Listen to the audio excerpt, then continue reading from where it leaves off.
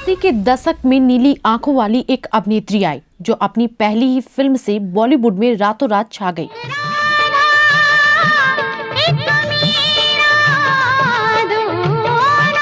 जब वह सफेद साड़ी में झरने के नीचे गाने गाती नजर आई तो मानो पानी में आग लगा दी।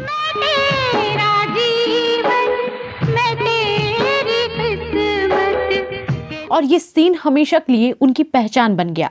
उस दौर की दूसरी हीरोइनों से अलग, थोड़ी पहाड़ी, थोड़ी फ्लैसी दिखने वाली एक खूबसूरत एक्ट्रेस जो हमेशा विवादों में रही और जिसके नाम के आगे पहले ही बोल्ड और भड़काऊ का ठप्पा लग गया था।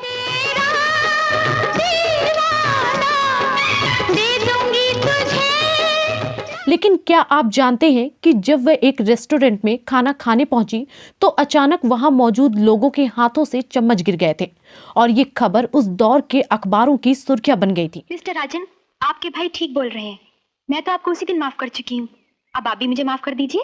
बाय। और क्या आपको पता है कि उनकी वजह से कपूर खानदान में जबरदस्त झगड़ा हुआ और बेटे राजीव कपूर ने पिता राज कपूर से बातचीत करना बंद कर दिया था। तुम्हारे प्यार ने जब मुझे संवारा तो आज मैं तुम्हारी दुल्हन बन गई, पर क्या।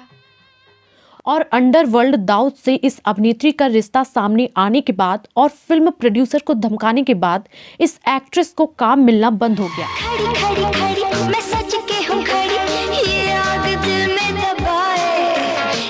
और जबरदस्त बायकॉट के बाद उन्हें बॉलीवुड छोड़ना पड़ा। क्यों इस अदाकारा ने अचानक शादी कर सभी को चौंका दिया था और किस डर के चलते ये 16 साल तक बॉलीवुड से गायब रहे।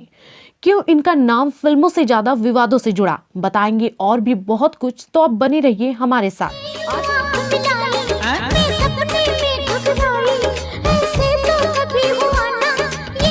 आज हम बात कर रहे फिल्म राम तेरी गंगा मैली से मंदाकिनी की। जब भी मंदाकिनी की बात होती है तो फिल्म राम तेरी गंगा मैली की याद तो जरूर आ जाती है और वो सीन भी आंखों के सामने तैरने लगता है जब मंदाकिनी सफेद लिबास में झरने के नीचे नहा रही थी। ये फिल्म सुपरहिट रही और ये सीन मंदाकिनी के साथ हमेशा के लिए जुड़ गया था। राम तेरी गंगा मैली हो गई। राज कपूर ने मंदाकिनी को राम तेरी गंगा से लॉन्च किया था। फिर मंदाकिनी रातों रात स्टार बन गई थी। उसके बाद कुछ ही फिल्में और की और फिर मंदाकिनी फिल्म इंडस्ट्री से गायब हो गई। तो मंदाकिनी के स्टार बनने से लेकर गुमनाम होने तक की क्या है पूरी कहानी, आइए जानते हैं।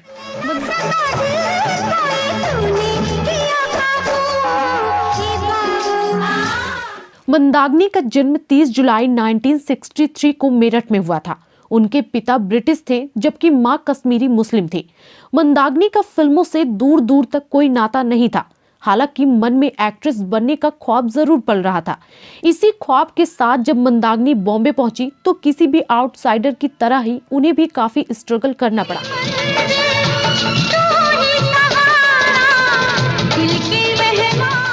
कई बार रिजेक्शन भी झेलने पड़े। आखिरकार राज कपूर की नजर मंदाकिनी पर पड़ी। उन्होंने उन्हें राम तेरी गंगा मैली में लेने का फैसला किया। तब मंदाकिनी की उम्र 22 साल थी। फिल्म में राज कपूर ने मंदाकिनी को अपने बेटे राजीव कपूर के अपोजिट कास्ट किया। राजीव कपूर की भी यह डेब्यू फिल्म थी। दरअसल एक पहाड़ी सी दिखने वाली लड़की की तलाश ने राज कपूर को मंदाकिनी तक पहुंचाया था।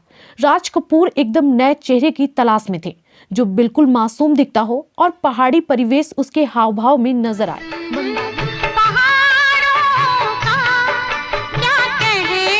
मंदाकिनी को राम तेरी गंगा मैली मिल गई और ये फिल्म सुपरहिट साबित हुई।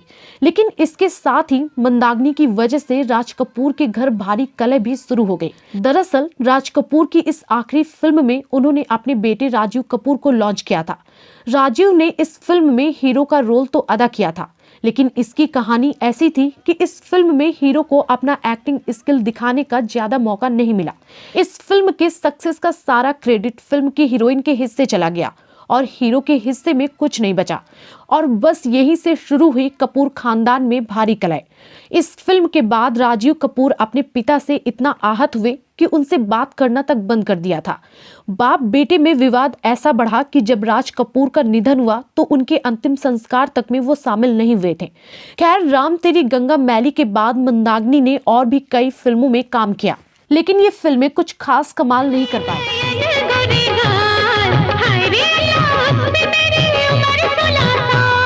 इस तरह से दर्शकों ने उन्हें धीरे धीरे सीरियस लेना बंद कर दिया और उन्हें अच्छे रोल मिलना भी बंद हो गए। तभी अचानक मंदाकिनी का नाम अंडरवर्ल्ड डॉन के साथ जुड़ने लगा। हमारे बिन हम अधूरे, हमारे बिन तुम अधूरे, मिलो वैसे। और इसकी वजह थी एक तस्वीर, और ये वही तस्वीर थी जिसकी वजह से मंदाकिनी की जिंदगी पूरी तरह से बदल गई थी।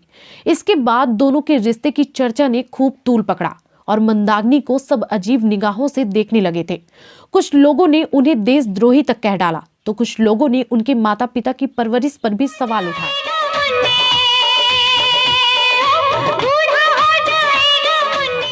दाऊद इब्राहिम मंदाकिनी की खूबसूरती पर मर मिटा था और मंदाकिनी भी उससे मिलने लगी थी।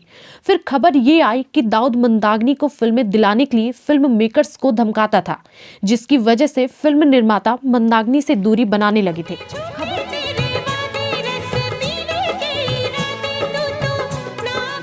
खबर तो ये भी आई कि एक फिल्म मेकर की दाऊद ने इसलिए हत्या करा दी थी क्योंकि उसने मंदाकिनी को अपनी फिल्म में लेने से मना कर दिया था। बताते हैं कि मुंबई बम धमाके में जब दाऊद इब्राहिम का नाम आया तो मंदाकिनी से भी पूछताछ की गई,